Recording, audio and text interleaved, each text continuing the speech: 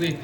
E um dos primeiros ajustes é converse mais, converse coisas essenciais. Mas o que dizer também de um segundo modo de comunicação, que é aquela comunicação que apenas informa? Uma comunicação que apenas pergunta, apenas informa e vai levando a vida assim. Esquece, parece, do tempo do namoro, quando trocava e compartilhava sonhos, planos, quando conversava sobre o futuro, quando conversava sobre a personalidade. Esquece, parece, de todos aqueles momentos que passaram. Mas existe uma terceira maneira, que é uma troca de ideias. E existem casamentos, e aí aproxima mais do ideal, quando nós começamos a trocar ideia e a respeitar as ideias um do outro. Pare e pense, você não conseguiu mudar o seu cônjuge até hoje, você não vai conseguir mudá-lo, porque ele tem uma ideia diferente. Você precisa respeitar a ideia dele, o que ele pensa, o que ele acha. Você precisa saber que ele é um ser humano diferente, embora Deus deu essa missão de unir em uma só carne, mas unir em uma só carne com um diferente. É diferente.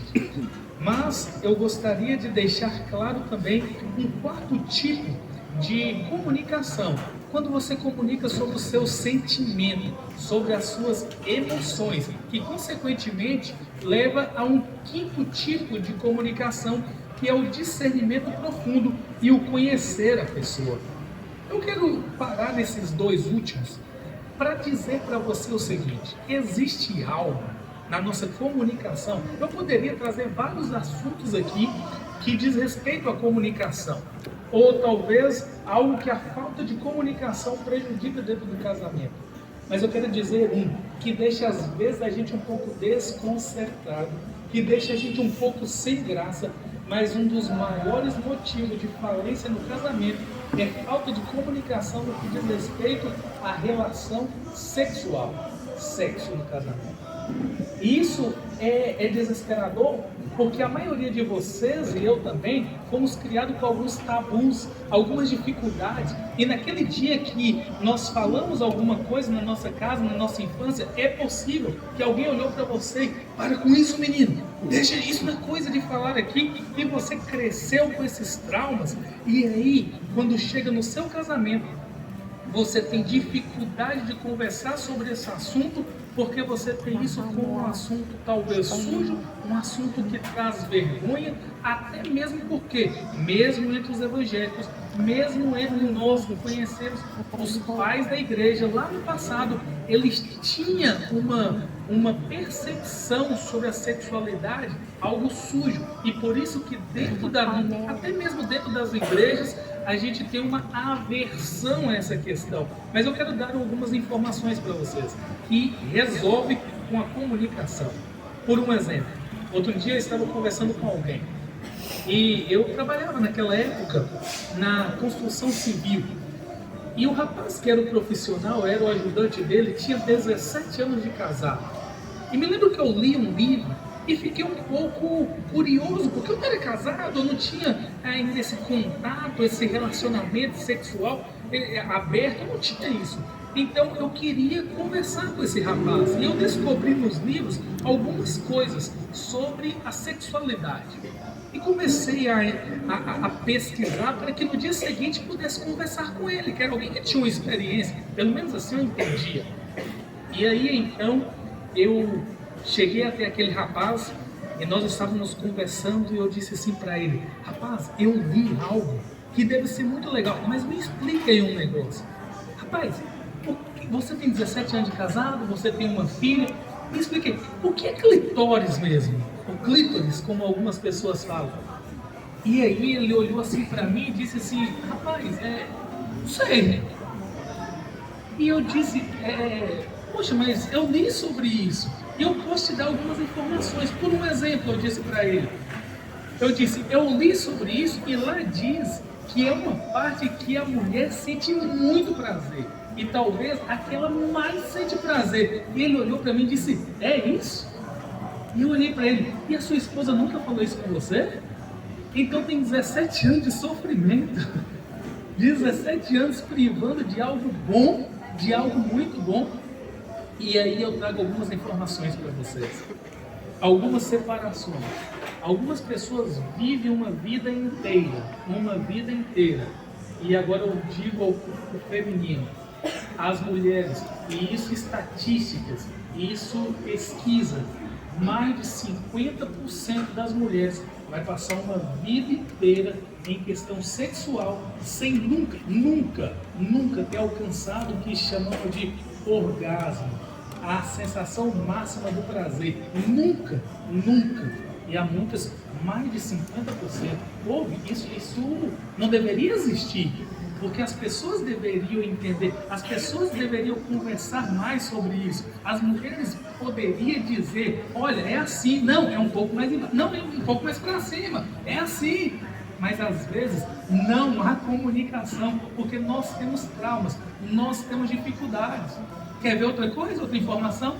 Você sabia que a maior parte dos homens, depois que alcança o prazer, você sabia que a reação do homem, claro que sabia, que eu sei disso, é dormir? Virar para o outro lado e dormir? Mas os homens, vocês sabiam que as mulheres, elas ficam de 10 a 15 minutos ainda querendo ser abraçada, querendo carinho, mesmo depois da relação? E muitas pessoas não sabem disso. Mas as mulheres deveriam passar essa informação para os homens. O casamento seria melhor, a relação seria melhor, e se a comunicação fosse efetiva. Então são informações simples e que certamente você sabe, mas o fato é que nós precisamos comunicar em todos os aspectos, embora eu escolhi um aspecto para conversar com vocês. É importante que o nosso casamento, o casamento de vocês, seja um casamento feliz e não apenas um casamento de fachada, não apenas fazer de conta, porque nós carregamos uma carga muito grande do ponto de vista social, que as pessoas olham para a gente sabe que algumas pessoas nos veem como referência, e nós carregamos essa carga de estar bem o tempo todo, mesmo quando a gente não está.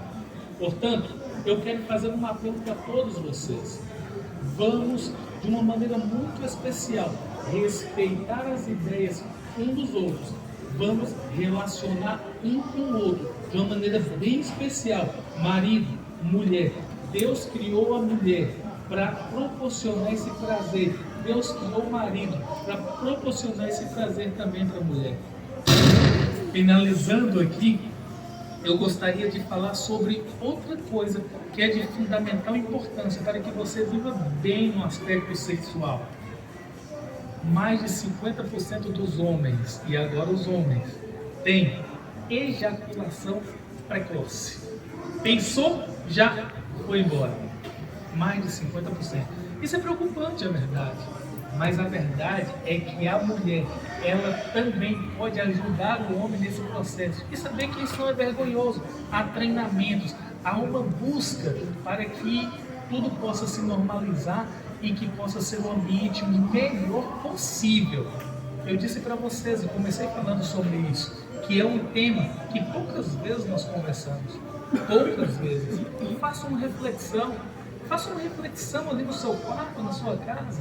Converse um pouquinho antes, converse um pouquinho depois, ou converse um pouco sobre como está a sua relação nesse aspecto, o que tem gostado, o que não tem, o que pode melhorar, e assim crescendo dia após dia. O casamento duradouro, e eu vi algumas pessoas dizendo aqui, olha, tantos anos, olha, muito legal. E eu quero dizer uma coisa para vocês. O crente que acredita na Bíblia, que acredita que nós devemos ter uma só mulher, que acredita que nós leva uma vantagem incrível. Sabe por quê? Quanto mais o tempo passa, melhor fica no que diz respeito às relações sexuais. Sabe por quê? Porque cada vez a gente vai descobrindo mais um ao outro, a gente vai conversando mais, a gente vai expondo o sentimento. Nós precisamos expor. Portanto, não fique calado. Se existe alguma coisa que você não gosta nesse âmbito, fale com o seu marido, fale com a sua esposa. Se existe alguma coisa que está impedindo, e nós homens a gente precisa cuidar disso. Eu me lembro que a minha mãe, quando eu fui casar, a minha mãe, ela veio um pouco desconcertada, ela me deu um conselho. Eu não sei qual o conselho que uma mãe daria, assim, mas eu sei, a minha mãe já esperava aquele conselho.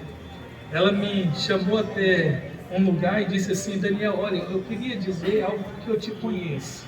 Eu sei quem é você, eu te conheço. E eu sei que vocês têm que casar e eu tenho uma preocupação. Eu preocupo com a sua esposa. E ela disse: porque você não toma banho direito. Você não toma banho direito. E a minha mãe dizendo isso, eu disse: uai, mãe, que isso? E ela disse: eu quero dizer para você que você pode ser responsável por levar doença para sua esposa. Então, quando você for tomar banho, e ela usa um termo, né, esfrega, e ela é bem exagerada, você passa ali todo, e aí você vai estar levando tranquilidade para sua esposa. Parecia um conselho simples, mas eu percebi sabedoria naquele conselho. E o que eu percebi na essência foi: preocupe com a sua esposa nos mínimos detalhes. Então é bom saber que a sua esposa está com você, mas que você está tentando melhorar cada dia mais, em todos os aspectos. Embora hoje a gente direcionou nesse aspecto específico. Que Deus abençoe você. Nós podemos abrir um leque aqui. Em algum momento nós podemos fazer uma conversação, um momento tão especial de perguntas e respostas, mas hoje o que nós precisamos levar para casa é: precisamos ser melhores em todos os aspectos, e a melhor coisa é sentar, conversar, mas não espere aquele momento da discordância para conversar. Aquele momento que você estiver legal um com o outro, aquele momento que o clima estiver bom, você pode falar: sabe, amor, é muito legal, e começa a elogiar algumas coisas e dizer: mas tem uma coisinha aqui que a gente poderia mudar. E aí você diz com muito carinho, e aí vai dar tudo certo aí, em nome de Jesus. Que Deus os abençoe, que você seja mais feliz cada dia na presença de Jesus, e tudo vai dar certo. Valeu, meu povo.